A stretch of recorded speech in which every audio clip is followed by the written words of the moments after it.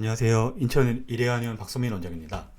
최근 HRT, 갱년기 여성에게 처방되는 호르몬 제제를 오랜 기간 복용하시던 분께서 심한 안구건조증과 궁합건조증 치료를 위해서 일해한의원에 내원하셨습니다.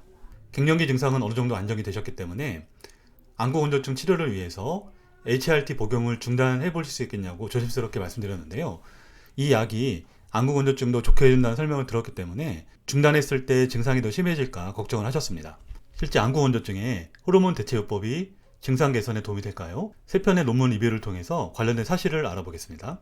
자, 첫 번째, 안구건조증에 대한 호르몬 대체요법을 확인한 17편에 대한 논문에 관한 시스템 리뷰와 메타 분석 연구입니다. 2020년도 발행된 논문이고요. 자, 이 연구에서는 17편의 퀄리티 높은 논문을 리뷰했는데요. 자, 그 결과를 요약해보면 갱년기 안구건조증 환자들에게 호르몬 대체요법을 시행해본 결과 첫 달, 한 달까지는 마이봄샘에서 분비되는 기름막에 대한 개선 효과는 있었지만 3개월, 6개월 뒤에는 그 효과가 없었다고 분석했고요. 1개월, 3개월, 6개월까지 관찰해봐도 안구건조증 그 자체에 대한 증상 개선의 효과는 없었다고 분석했습니다. 수술 후 환자의 눈물 생성과 마이봄샘 기능의 개선 효과도 없었다고 분석을 했습니다. 2001년도 존스홉킨스 대학병원의 연구인데요. 안구건조증에 대한 호르몬 대체요법의 치료 효과를 분석했습니다.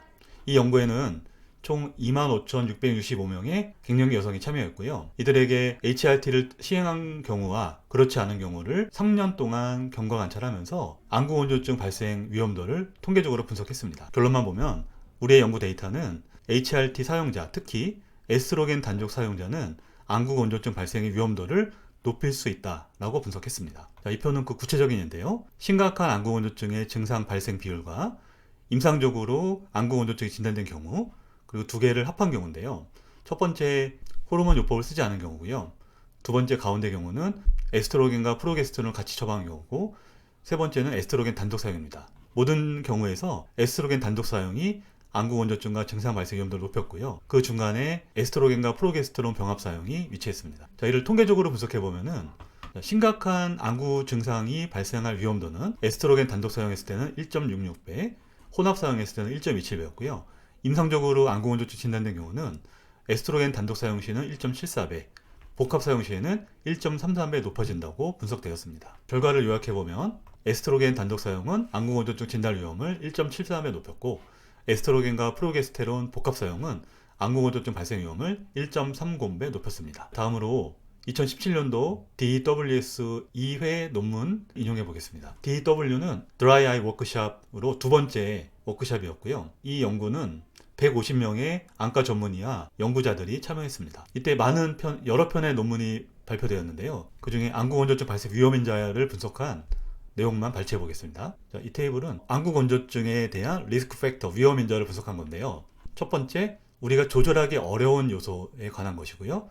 컨시스턴스는 명확하게 밝혀졌다는 것이고, 프로버블은 가능성이 높다는 요소를 말합니다. 자, 첫 번째, 우리가 조절할 수는 없지만 안구건조증 발생의 명확한 요인으로 분류할 수 있는 것은 노화, 여성, 아시아 인종, 마이봄샘의 기능 부전, 여러 가지 자가면역 질환, 쇼그렌 증후군이 있고요. 가능성이 높은 요인으로는 당뇨병, 코가 붉어지는 주사, 여러 바이러스에 대한 감염증, 갑상선 질환, 그리고 다양한 신경학적 요소들, 그리고 익상병. 두 번째는 안구건조증 원인 중에 우리가 조절할 수 있는 것을 분류했는데요. 명확한 요인 중에는 남성 호르몬 부족, 컴퓨터의 사용, 컨택트 렌즈 착용, 그리고 호르몬 리플레이스먼트 세라피, HRT가 들어가 있고요. 다음으로 환경적인 요소가 있는데요. 공해, 습도가 낮은 환경이 있고요. 다음으로 항히스타민제나 항우울제 같은 약물이 해당되겠습니다. 다음으로 가능성이 높지만 우리가 조절할 수 있는 요인에는 낮은 지방산 섭취, 그리고 굴절 수술, 알러지성 결막염이 있고요.